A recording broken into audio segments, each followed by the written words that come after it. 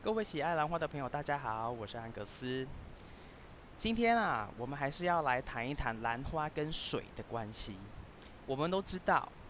兰花给水的方式不正确，很容易让兰花的健康走下坡。有时候甚至到最后，真的就是只能对它们放弃急救。大部分的兰花都是死于水分太多导致烂根。好，那我知道很多刚接触兰花的朋友，对于兰花跟水的关系总是摸不着头绪。我自己以前也是这个样子，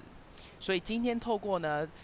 这个影片，我希望能够帮助你们更了解怎么判断你可以对你兰花浇水给水了。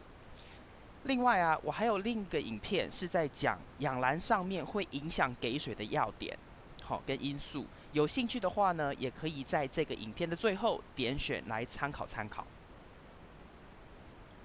这边呢，我有5种方式能够用来判断是否该给你兰花浇水给水。第一个，用手指触摸或是伸入介质里面，去看是否介质还有水分的感觉，是不是还有湿润的感觉。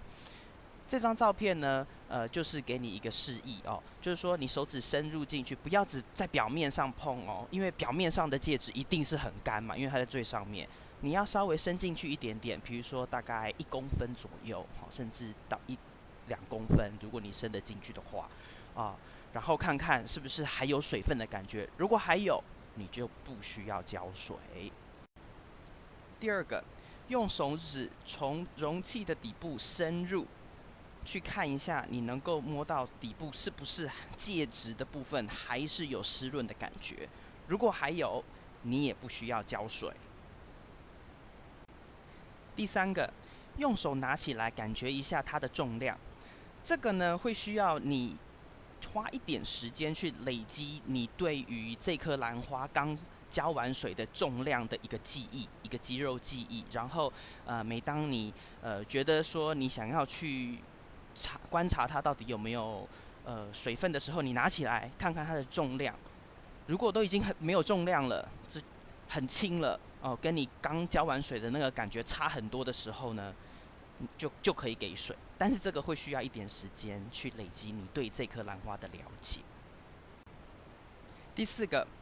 你也可以用一根竹签把它插到戒指里面去，然后放个一段时间，比如说20到30分钟，然后抽出来，再用手去感觉看看这根竹签是不是有吸收到水分，是不是有湿润的感觉。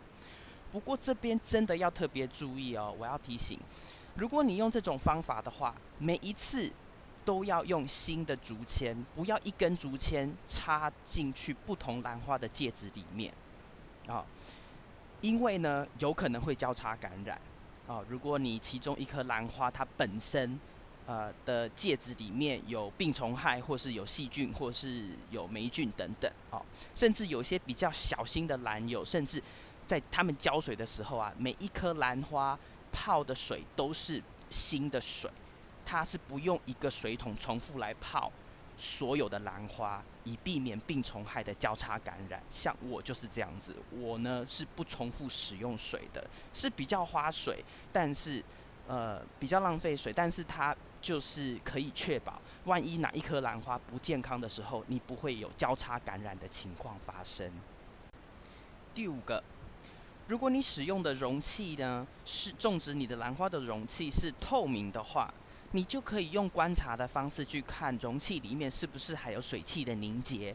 如果还有水汽的凝结的话，这个时候呢也是不需要再给水，表示它里面呢的湿度还是有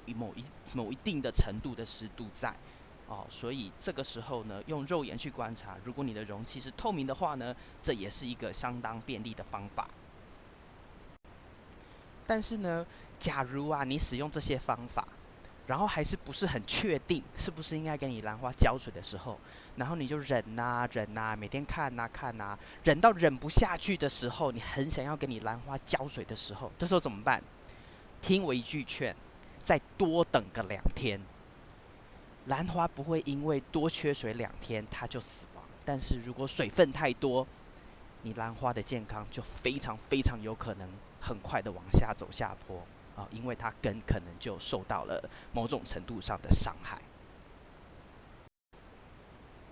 以上是今天为各位带来的影片。如果你喜欢今天的影片，请帮我在它下面点个赞，也非常希望你能够订阅我的频道，也同时记得要打开旁边的通知铃铛，这样当我上传新的影片，你就会收到通知。如果你有任何的问题或是任何的指教，也非常欢迎在影片的下面留言。那在这边呢，就跟您说一声谢谢您的观赏，我们下次再见。